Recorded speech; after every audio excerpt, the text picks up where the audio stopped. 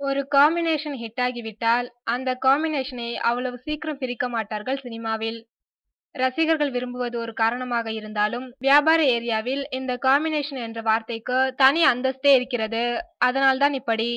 அப்படி பார்த்தால் பிரகாஷ் ராஜும் விஜயும் இணைந்த படங்கள் எல்லாமே ஹிட் ஆகியிருக்கின்றன. இந்த நல்ல விஷயத்தை மனதில் வைத்துக்கொண்டு அட்லி சொன்ன ஒரு ஐடியாவை ஏற்றுக்கொள்ளவில்லையாம் நடிகர் விஜய்.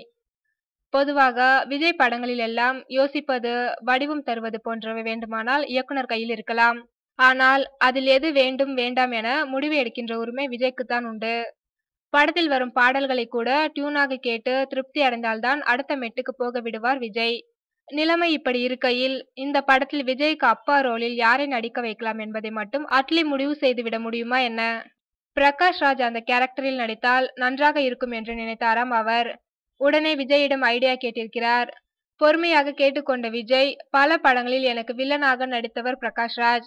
இப்போது சென்டிமெண்ட் நிறைந்த அந்த கேரக்டர்ல எனக்கு அப்பாவா நடிச்சா அது அவ்வளவு பொருத்தமாக இருக்குமா?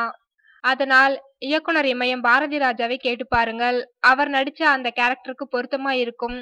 நானும் பாண்டிய நாடு படம் பார்த்துட்டு அவரை ரொம்பவே ரசிச்சேன் என்றாராம் விஜய். இதைவிட வேற என்ன சாய்ஸ் இருக்க முடியும்? உடனே தனது ஐடியாவை பாரதி ராஜாவிற்கு மாற்றிவிட்டார் அட்லி.